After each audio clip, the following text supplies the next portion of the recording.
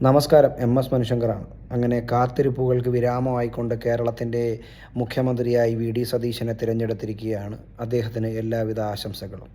ഞാൻ പറയാൻ ഉദ്ദേശിച്ചതെല്ലാം, ഇനി അടുത്ത 5 വർഷക്കാലം കേരളത്തിൽ ഏറ്റവും കൂടുതൽ അക്രമ സമരങ്ങൾ നടക്കാൻ പോകുന്നൊരു കാലഘട്ടമായിരിക്കും.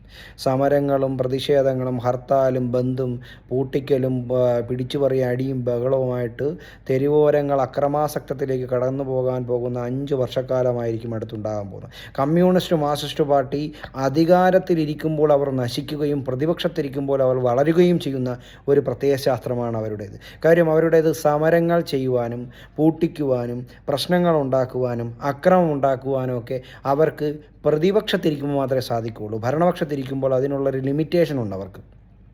ഇനി ആ ലിമിറ്റേഷൻ ഇല്ല. അടുത്ത 5 വർഷക്കാലം കേരളത്തിൽ ഏറ്റവും കൂടുതൽ അക്രമ സമരങ്ങൾ നടക്കാൻ പോകുന്ന കാലഘട്ടമായിരിക്കും. നല്ലതിനും അഴുക്കയ്ക്കും പണ്ട് അവർ ട്രാക്ടറിനെതിരെ സമരം ചെയ്തതുപോലെ, കമ്പ്യൂട്ടറിനെതിരെ സമരം ചെയ്തതുപോലെ കേരളത്തിലും നാടിനും ഭാരതത്തിനും നല്ലതുണ്ടാകുന്ന എല്ലാ സംവിധാനങ്ങൾക്കെതിരെയും അവർ സമരം ചെയ്യും. ആ സമര പോരാട്ടങ്ങളുടെ അവരുടെ പ്രസ്ഥാനത്തെ വളർത്തിയെടുക്കുവാൻ അവർക്ക് സാധിക്കും.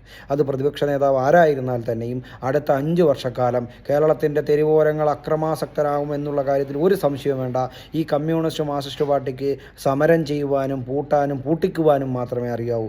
ഒരു സാധനം തുറക്കാൻ അവന്മാർക്ക് അറിഞ്ഞുകൂടാ, നശിപ്പിക്കാൻ മാത്രമേ അവന്മാർക്ക് അറിയാവൂ. അപ്പോൾ അതുകൊണ്ട് തന്നെ അടുത്ത 5 വർഷക്കാലം കേരളത്തിൽ സമരങ്ങളുടെ പോരാട്ടമായിരിക്കും, ഘോഷയാത്രയായിരിക്കും, സമരഘോഷയാത്രയായിരിക്കും നടക്കാൻ പോകുന്നത്.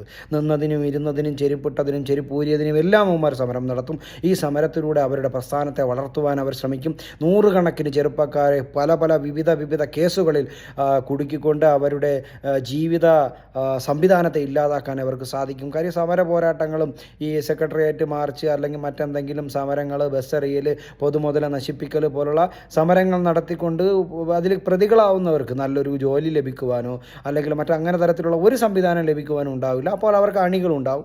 ആ അണികളെ വെച്ചുകൊണ്ട് അവർ അടുത്ത് മുന്നോട്ട് പോകും. കാര്യം അവർക്ക് പ്രതിപക്ഷത്തിരിക്കുമ്പോൾ മാത്രമേ അവരുടെ പ്രസ്ഥാനം വളരുകയുള്ളൂ. ആ വളർച്ചയ്ക്ക് വേണ്ടി അവർ ആരെയും എന്തും ചെയ്യും. അടുത്ത 5 വർഷക്കാലം കേരളത്തിൽ സമരങ്ങളുടെ ഘോഷയാത്രയായിരിക്കും എന്ന കാര്യത്തിൽ യാതൊരുവിധ സംശയവും വേണ്ട.